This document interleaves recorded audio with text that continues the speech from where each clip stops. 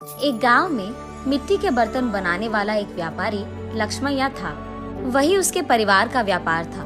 मिट्टी से खाने के बर्तन, भगवान के लिए दिया, मटके, पानी पीने वाले बर्तन, पशुओं के लिए बर्तन, अलग प्रकार के भगवान के मूर्ति, खिलौने बनाते हुए वो जी रहा था। लाभ ना आने के बावजूद और उसके बीवी बच्चे के हमेशा ना कहने के बावजूद भी वो उसी व्यापार में भरोसा रखता था। अलग प्रकार के मिट्टी के बर्तन बनाते हुए वो उसी काम में निमग्न हो जाता था। लेकिन समय बदल गया है। पहले की तरह कोई भी अब मिट्टी के बर्तन नहीं खरीद रहा है। इसी कारण कई साल से लक्ष्मैया को 1 रुपए का लाभ भी नहीं है, उल्टा पूरा नुकसान हो रहा है। इसी कारण वो यही हमेशा सोचता था कि काम में कुछ नया करना होगा और उसी सोच में पड़ जाता था। उसको कोई और काम ढूंढने के लिए और 4 रुपए की कमाई घर लाने के लिए कह कहकर थक गई है उसकी पत्नी अन्नपूर्णा। और उसके बच्चे, आज के दिन में कौन खरीदेगा पापा ये आपके मिट्टी के बर्तन? आप वो काम छोड़कर हमारे साथ शहर आ जाइएगा, वहाँ आपके लिए अच्छा काम हम ढूंढ कर रहेंगे। ऐसे भी बहुत बार बोलकर देख चुके हैं, फिर भी नहीं माने लक्ष्मैया, और इस कारण बच्चे लक्ष्मैया से कुछ कहना भी बंद कर दिए। एक दिन लक्ष्मैया धूप में काम कर कर के थक कर वही मौजूद मिट्टी के मटके में से पानी लेकर पी रहे होते हैं। हाँ, इस गर्मी के मौसम में ठंडे पानी के लिए मिट्टी के मटके रखते थे। अब न जाने क्या हो गया लोगों को, मिट्टी के मटकों को छोड़कर मिट्टी को खराब करने वाले फ्रिज और एसी से काम चला रहे हैं। और मुझे समझ में नहीं आता कि उनको मिट्टी के बर्तन से काम चलाने में क्या ही प्रॉब्लम है। ऐसे सोच में पड़ जाता है और अचानक उसे एक योजना सूझती है। तुरंत उसके बीवी के पास जाकर ऐसे कहता है, सुनो, मुझे एक अच्छा योजना सूझा है। क्या है वो? अगर हम मिट्टी से फ्रिज तैयार करें तो कैसे रहेगा? लगता है मिट्टी में काम कर करके आपका दिमाग भी मिट्टी का बन गया। अरे, ऐसे क्यों कह रही है?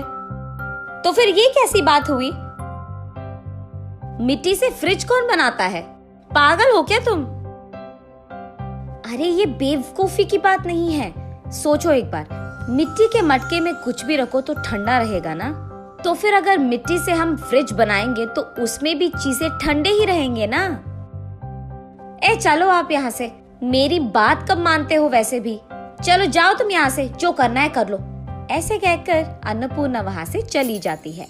अगले दिन लक्ष्मैया बहुत कोशिश करके एक छोटा सा मिट्टी का फ्रिज बनाता है। ऐसे ही कुछ फ्रिज तैयार करके उस गांव के बाजार में लेकर जाता है। वहाँ वो एक भीड़ को इकट्ठा करके, ये मिट्टी से बना हुआ गरीबों का फ्रिज है, इसमें पानी डालने से ये खूब चलता है। इसके अंदर रखे सारी चीजों को ठंडा रखता है। ये 2 परतों में रहता है और बीच में एक खाली जगह रहता है। उसी जगह को हमें पानी से भरना होगा।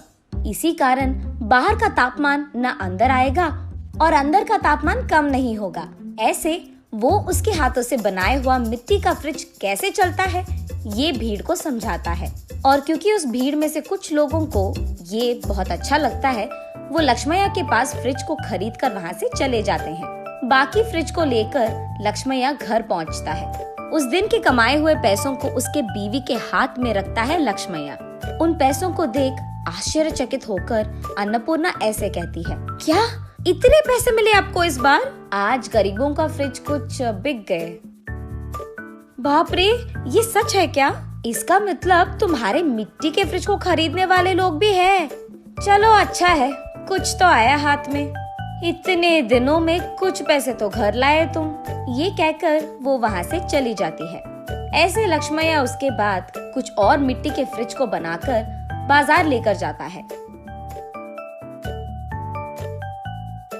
कुछ दिन बाद सारे जिला में ये बात फैल जाती है कि लक्ष्मैया का गरीबों का फ्रिज बिजली के बिना ही चलती है।